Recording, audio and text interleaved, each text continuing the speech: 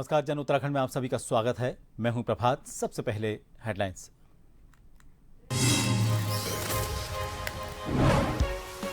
मुख्यमंत्री पुष्कर सिंह धामी ने राज्य के सभी जिला अधिकारियों के साथ की वर्चुअल बैठक। मानसून के लिए पूरी तैयारी के दिए निर्देश। योग दिवस पर जागरूकता अभियान चलाने को कहा।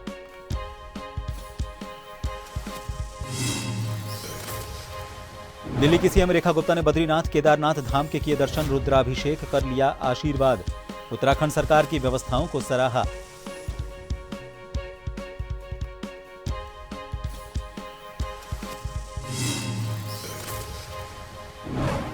इस्तीफे के बाद चर्चाओं में 2015 बैच की आईपीएस अधिकारी रचिता जोयाल। रचिता ने दी सफाई, कहा निजी कारणों से छोड़ा पद।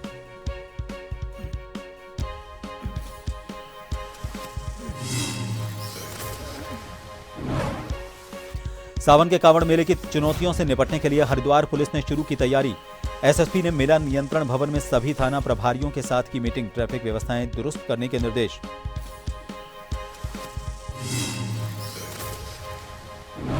और उत्तराखंड में बदला मौसम। लोहाघाट में मूसलाधार बारिश से अचानक बढ़ी ठंड। लोग जैकेट पहनने को हुए मजबूर। हेमकुंड में करीब 8 इंच तक गिरी बर्फ। निचले इलाकों में बढ़ी ठिठुरन।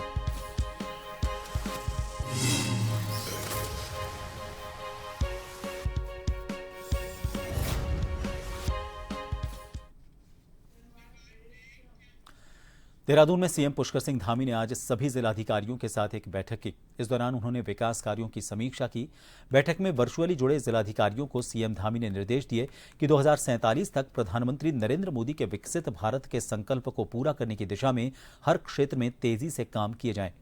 विकसित उत्तराखंड के लिए ग्राम स्तर से जनपद स्तर तक 2047 तक कैसा स्वरूप होगा, इस दिशा में जिलाधिकारियों द्वारा काम किए जाएं। समाज के अंतिम छोर के लोगों तक पहुंचकर उन्हें जन कल्याणकारी योजनाओं से जोड़ने के साथ ही उन्होंने मुख्य धारा से जोड़ने की दिशा में काम करने की बात कही। मुख्यमंत्री ने जिलाधिकारियों को निर्देश दिए कि अपने जनपदों में जनहित से जुड़े 5 बेस्ट प्रैक्टिस और नवाचार पर काम किया जाए। उन्होंने कहा कि राज्य में सबसे पहले टीबी मुक्त होने वाले 3 जनपद को पुरस्कृत किया जाएगा। सभी जिलाधिकारियों को नियमित स्वच्छता अभियान चलाने के साथ ही 5 जून को विश्व पर्यावरण दिवस से 25 जुलाई तक जनपदों में वृहद स्तर पर पौधारोपण अभियान चलाने के निर्देश मुख्यमंत्री ने दिए हैं।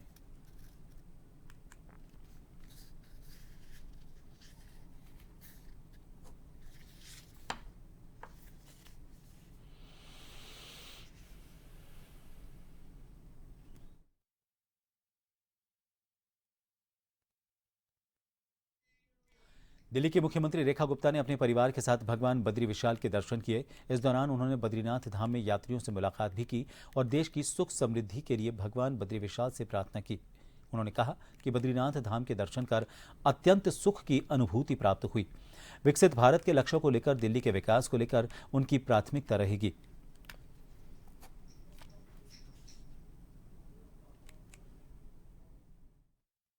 आज मुझे बाबा बद्री विशाल के दर्शन करके अत्यंत सुख की अनुभूति हो रही है। मैं अपनी ओर से समस्त दिल्ली वासियों की ओर से बाबा के चरणों में प्रणाम करती हूँ और बाबा से यही कहती हूँ कि पूरी दिल्ली को, पूरे देश को, पूरी दुनिया पर अपना आशीर्वाद बना करके रखे और उनकी कृपा सब पे बरसती रहे। विकसित भारत हो और विकसित भारत के मार्गदर्शन में विकसित दिल्ली हो और मुझे इतनी शक्ति दे कि मैं अपने दायित्व का निर्वहन अच्छे से कर सकूं और सभी दिल्ली वासियों के सुख सुविधा का ध्यान रख सकूं।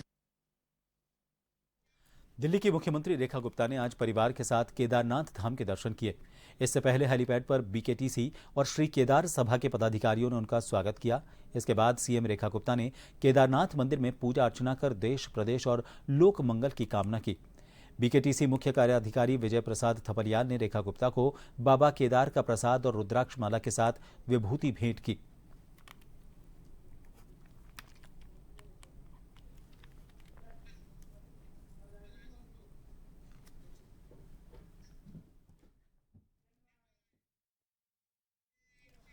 उत्तराखंड कैडर की 2015 बैच की आईपीएस अधिकारी रचिता जोयाल ने हाल ही में अपने पद से इस्तीफा दे दिया है, जिससे उत्तराखंड में व्यापक राजनीतिक चर्चा छिड़ गई है। लेकिन अब मीडिया से बातचीत में रचिता जोयाल ने सफाई दी है कि उन्होंने निजी कारणों से अपने पद से इस्तीफा दिया। मैं रचिता जोयाल हूँ, उत्तराखंड कैडर के आईपीएस 2015 बैच। अभी रिसेंटली मैंने रेजिग्नेशन दिया है after 10 years of my service. ये जो रेजिग्नेशन है ये कम्प्लीटली मेरे पर्सनल रीजंस की वजह से है। जैसे सबके लाइफ में कुछ ना कुछ गोल्स होते हैं, प्लानिंग होती है, उसी हिसाब से मैं अपने गोल्स को और प्लान्स को एग्जीक्यूट करने के लिए आगे बढ़ना चाह रही हूं और यहाँ पे मैंने रेजिग्नेशन दिया है। ये कई समय से हमारे फैमिली में इस पे डिस्कशन चल रहा था और इसके बाद जब हमने एक सही समय हमें लगा तो उसमें मैंने ये चिट्ठी दी है। मुझे ये कहना है कि पिछले 10 साल में मैंने बहुत इंपॉर्टेंट पोस्टिंग्स निभाए हैं और उत्तराखंड ने मुझे बहुत अच्छे चांसेस दिए हैं सर्व करने के लिए। आगे भी मैं जहां भी जाऊंगी मैं उत्तराखंड से कनेक्टेड रहूंगी और पूरी तरीके से कंट्रीब्यूट करूंगी। एज अ लेडी ऑफिसर मेरा कॉन्फिडेंस बिल्डिंग पिछले 10 सालों में इंपॉर्टेंट चैलेंजेस और पोस्टिंग्स की वजह से हुआ है और सभी ने मुझे बहुत सहयोग करा है, चाहे वो जनता हो और अपने विभाग के लोग हों, तो मैं उन सबका धन्यवाद करना चाहूंगी। आगे भी जहां भी मैं जाऊंगी अपनी तरफ से कंट्रीब्यूशन देती रहूंगी। सावन के कावड़ मेले की चुनौतियों से निपटने के लिए हरिद्वार पुलिस ने तैयारी शुरू कर दी है। आज एसएसपी प्रमेंद्र सिंह डोभाल ने मेला नियंत्रण भवन में जिला पुलिस और सभी थाना प्रभारियों के साथ मीटिंग की। इस दौरान कावड़ मेले के दौरान आने वाले श्रद्धालुओं की सुविधा, वाहनों के लिए पार्किंग, क्राउड मैनेजमेंट जैसे बिंदुओं पर चर्चा की गई। एसएसपी ने सभी थाना प्रभारियों से अपने अपने इलाके में समय रहते ट्रैफिक मैनेजमेंट की व्यवस्थाएं दुरुस्त करने के निर्देश दिए।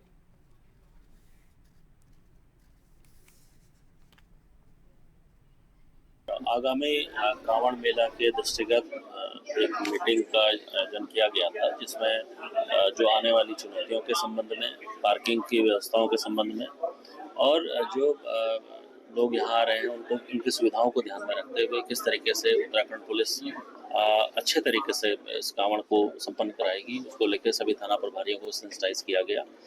इसके साथ ही अभी आगामी गंगा दशहरा, निर्जला एकादशी और लॉन्ग वीकेंड पड़ रहा है, उसको भी ध्यान में रखते हुए एक मीटिंग ली गई थी।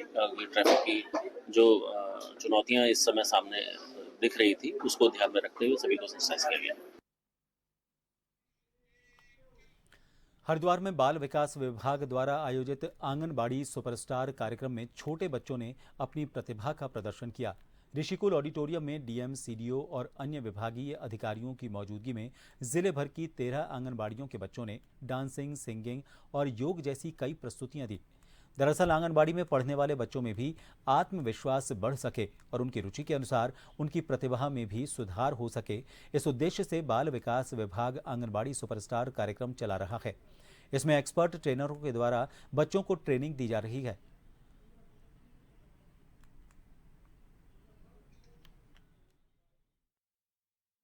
सबसे पहले तो मैं अपने सीडीओ साहब को धन्यवाद दूंगा कि ये इनका ब्रेन चाइल्ड है और इन्होंने एक ये संकल्पना प्रस्तुत की है कि जो शैक्षणिक अध्ययन होता है वो तो विद्यालयों में हो जाता है, लेकिन जो एक्स्ट्रा करिकुलम एक्टिविटीज़ होती हैं वो सामान्य तौर पर ग्रामीण क्षेत्रों में विद्यालयों में नहीं हो पाता है।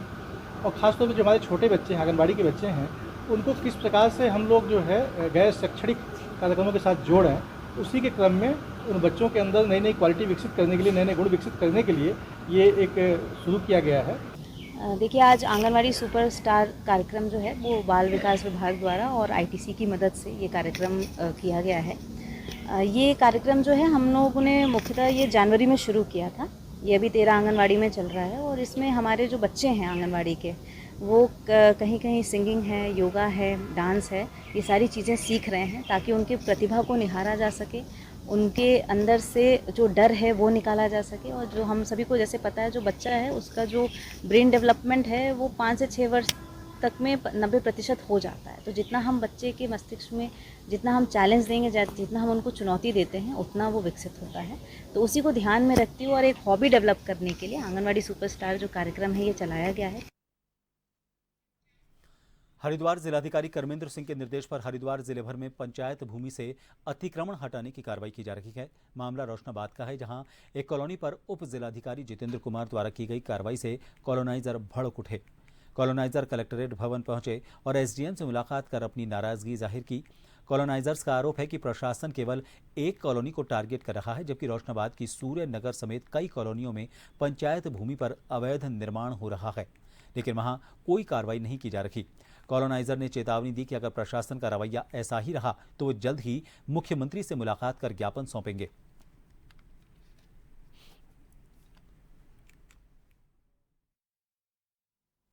ये कुछ कॉलोनाइजर थे जिनके द्वारा कुछ ग्राम समाज की ज़मीनों पे और खालों की ज़मीनों पे कब्जा किया गया था। इसको नियमानुसार जांच करके हमने कब्जा भी हटवाया था। उसी को लेकर उनका ये कहना था कि कुछ और ज़मीनें भी हैं जहाँ पे कब्जे हुए हैं, तो उनकी भी जांच हम कर रहे हैं और नियमानुसार उनसे भी कब्जा हटाया जाएगा। आप लोग जानते ही हैं कि पिछले कई वर्षों से लगातार जो है प्रशासन या अन्य जो सरकारी विभाग हैं वो लगातार टारगेट करने का काम कर रहे हैं। आज भी एक प्रशासनिक अधिकारी का मेरे पास फ़ोन आया था सुबह कि भाई आपके जो ज़मीन है उसके क्रय विक्रय पर जो है रोक लगाई जा रही है। मैंने उनसे कहा भाई आपने कई बार नाप लिया ज़मीन, मेरी उन्हीं के द्वारा बताई हुई बात है कि मेरी लगभग 3 बीघा ज़मीन मौके पे उस नंबर में कम हो रही है। उसके बाद भी स्पेशली मेरी समझ में ये बात नहीं आ रही क्यों मुझे टारगेट करा जा रहा है। मैंने आज एसडीएम साहब से मुलाकात करी है, एसडीएम साहब किसी बात को सुनने के लिए राजी नहीं है। लगातार कुछ मकान बने हुए हैं कॉलोनी के अंदर, उनको टारगेट किया जा रहा है गलत तरीके से। अब मैं नहीं समझ पा रहा क्यों ऐसा हो रहा है। जब भी कोई अधिकारी यहाँ बदला जाता है स्पेशल टारगेट मुझे किया जाता है।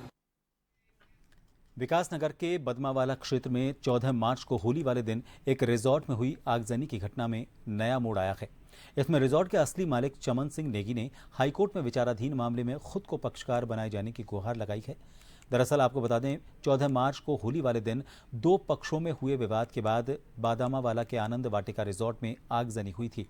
इसमें रखे गैस सिलेंडर के ब्लास्ट के बाद रिजॉर्ट और वहां के रेस्टोरेंट में रखा लाखों रुपए का सामान जलकर राख हो गया था।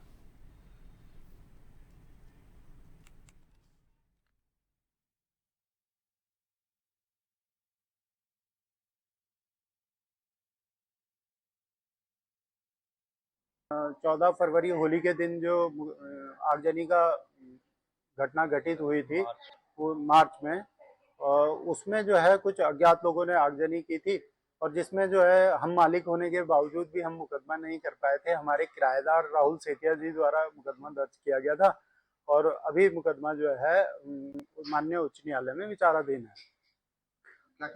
हम ये चाहते हैं कि इस प्रकरण में जो है कोई भी झोलमोल ना हो, कोई भी अधिकारियों से कोई भी त्रुटि ना हो और उच्च स्तरीय जांच हो, क्योंकि कुछ लोग तो अंदर जा चुके हैं। अभी 3 लोगों तो जेल रह कर के आए, उनकी अभी बेल पे वो अभी वापस आए हैं और हम ये चाहते हैं कि इस पे उच्च स्तरीय जांच हो और बाकी लोगों से भी जो है पूछताछ, गहनता से पूछताछ हो और कोई भी जो है इस प्रकरण को दूषित करने की, इस जांच को दूषित करने का प्रयास ना करे। अन्यथा की परिस्थिति में जो है हम माननीय जिला अधिकारी महोदय को भी और माननीय मुख्यमंत्री जी को भी ज्ञापन सौंपेंगे कि इसकी जो है उच्च स्तरीय जांच की जाए। रुकेंगे एक छोटे से ब्रेक के लिए, बने रहिए जन टीवी पर।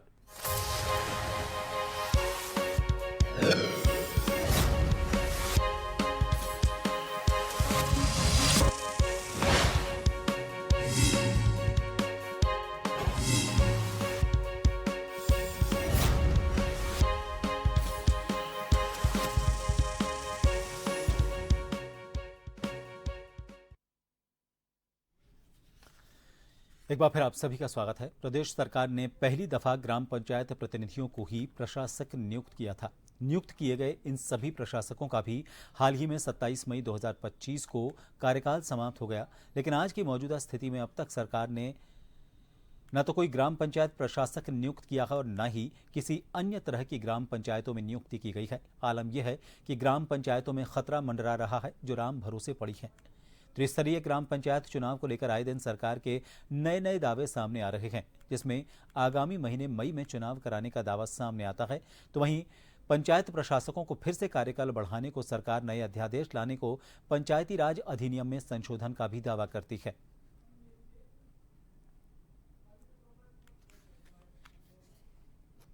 उत्तराखंड जो है पहाड़ी क्षेत्र, इसमें ज़्यादा लगता है और पॉसिबल नहीं है, इतनी बरसात होती है, तो सरकार के मुझे हमें ऐसे ही प्रतीत होता है कि ये जो चुनाव है और अधिक अभी इसमें विलम्ब होना लग रहा है।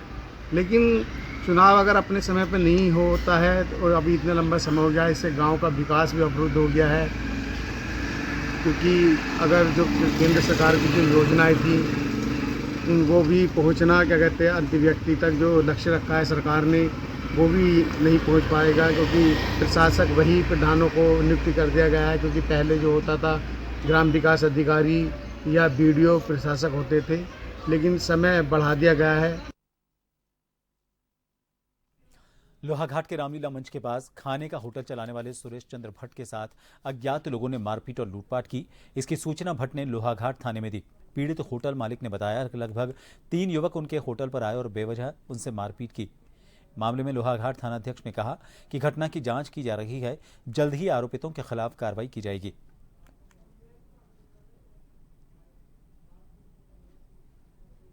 कुछ नहीं, आया वो शाम को पहले इधर मैंने मेरे से कह रहा था दिल तानसेन दे, तो मैंने कहा नहीं है। उसके बाद उसने वो वहाँ बाहर को गया, बाहर से कह रहा गाली कर रहे हो। गाली करने के बाद मैंने गाली की नहीं थी। उसके बाद फिर दोबारा लौट के आया तो उसने मेरे बर्तन वर्तन सब फेंक दिए नीचे, दूध के डेग सब फेंक दिया। फिर क्या हुआ? उसके बाद वो 2 लड़के आए, उसको खींच के ले गए। फिर डंडे मारने की धमकी दे रहा था वो। तो गले से पैसे ऐसे भी छीन ले गया वो। कितने पैसे थे लगभग? अब क्या पता था गले में कितने थे। अच्छा, तो क्या चाह रहे हैं पुलिस से? मैंने कहा पुलिस वालों को वहाँ गया मैं, फिर नाम लिखाया। उसके बाद पुलिस वालों को एक आए, उन्होंने वीडियो वो कैमरे में ले गए वो सब। रुड़की तहसील परिसर में एसडीएम कार्यालय के बाहर उत्तराखंड किसान मोर्चा ने इकबालपुर शुगर मिल के खिलाफ किसानों के बकाया और चरमराई विद्युत व्यवस्था सहित अन्य मांगों को लेकर धरना दिया। दरअसल धरना देने वालों ने बताया कि इकबालपुर शुगर मिल पर अब तक किसानों का 1.5 करोड़ से ज्यादा बकाया है, लेकिन सरकार उस तरफ बिल्कुल ध्यान नहीं दे रही।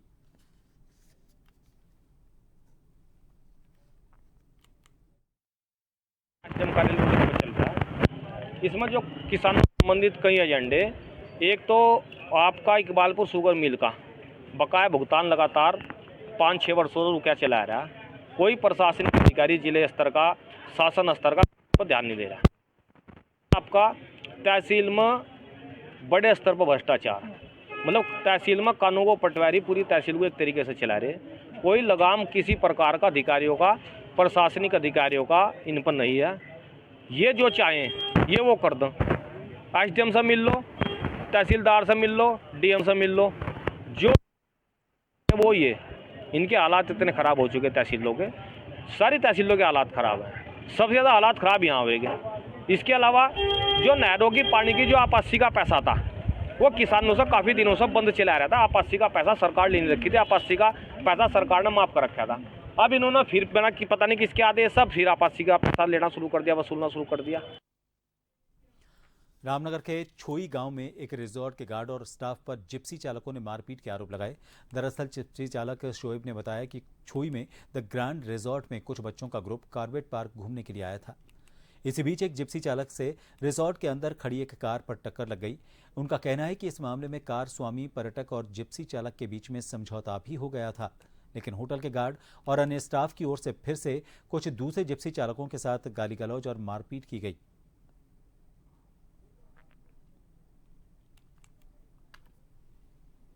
आज हमारी सफारी थी, एक बच्चों का ग्रुप था स्टूडेंट का, होटल से द ग्रांड से छोई में। हम वहाँ पर जो है सफारी के बाद एग्जिट करके छोड़ने के लिए गए थे होटल में, तो कुछ गाड़ियों ने बाहर छोड़ दिया, कुछ ने जो है अंदर छोड़ा।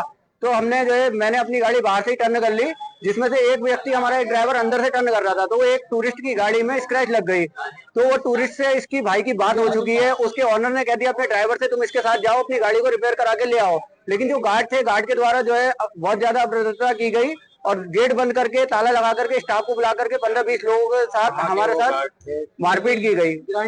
होटल ग्रांड के ही है, बाकी व्यक्तिगत रूप से हम किसी को नहीं जानते। और धारदार चीज से हथियार से हमला किया गया। ये मेरा हाथ कटा है, एक शख्स का और हाथ कटा है, ये गले में नाखून लगे हैं और पसीने में घूंसे मारे गए हैं। देखिए, एक छोई स्थित एक रिजोर्ट में दो जिस चालक द्वारा मारपीट की तहरीर दी गई है और इस संबंध में तहरीर प्राप्त कर ली गई है और हमारे द्वारा इसमें जांच की जा रही है। रामनगर में स्लॉटर हाउस को लेकर पिछले 3 दिन से चल रहा विवाद थम गया है। आपको बता दें, इस मामले में नगर पालिका अध्यक्ष हाजी मोहम्मद अकरम ने एक सभासद शिवी अग्रवाल पर भी विवादित टिप्पणी की थी। इसको लेकर नगर के हिंदुवादी संगठनों ने भी आपत्ति की थी। इसके बाद पालिका अध्यक्ष हाजी मोहम्मद अकरम ने कहा, यदि उनके बयान से किसी भी की भावना को ठेस पहुंची है तो वो उसके लिए माफी मांगते हैं। साथ ही उन्होंने सभी सभासदों से माफी मांगी और यह कहा कि नगर पालिका में जो भी विकास कार्य किए जाएंगे सभी सभासदों के साथ ही पूरी पारदर्शिता टेंडर प्रक्रिया के माध्यम से ही किए जाएंगे।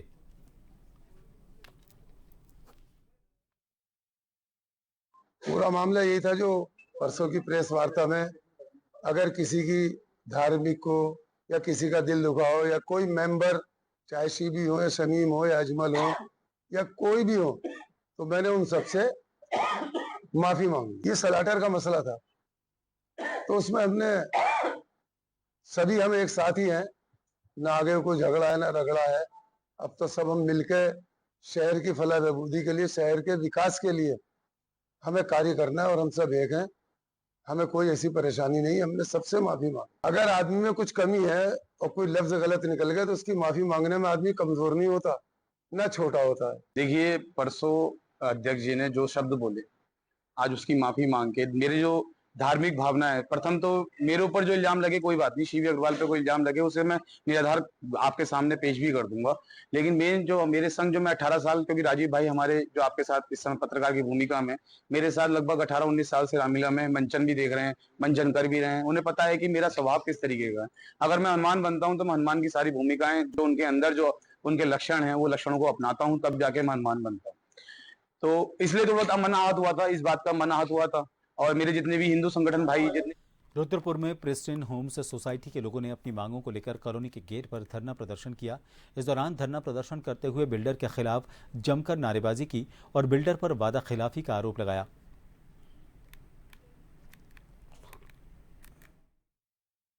अभी हमारे संयोजक महोदय ने सारी बातें बता दी हैं, फिर भी मैं शॉर्ट में बताना चाहता हूँ कि यहाँ पर जो हम लोगों को सुविधाएं मिलनी चाहिए, जैसे सीवर, लाइट और डीजी सेट, फायर ब्रिगेड और का नाम है अपना कम्युनिटी हॉल, साथ में का नाम है जो भी अस्त व्यस्त हुआ पड़ा है सुविधाएं हमारी, जिसके लिए हम लोग बहुत चिंतित हैं। और बिल्डर से हम लोग 3 साल से आशा में बैठे हुए हैं कि आज नहीं तो कल करवाएंगे, लेकिन उनकी तरफ से कोई भी हमको माने उचित कदम अपना ही नहीं मिल रहा है ताकि हम लोग आश्वस्त हो जाए। सोसाइटी में लिफ्ट व्यवस्था सुचारू रूप से चले, फायर सिस्टम एक्टिव रहे और बिजली के जो तारे हैं जो ओपन व्यवस्था में हैं वो प्रॉपर कंट्रोल और अंडरग्राउंड होनी चाहिए। सोसाइटी के अंदर छोटे छोटे बच्चे हैं, कभी भी कोई घटना हो सकती है, तो हमारी बिल्डर से यही मांग है। पिछले 4 साल से हमारी लगातार ये मांग।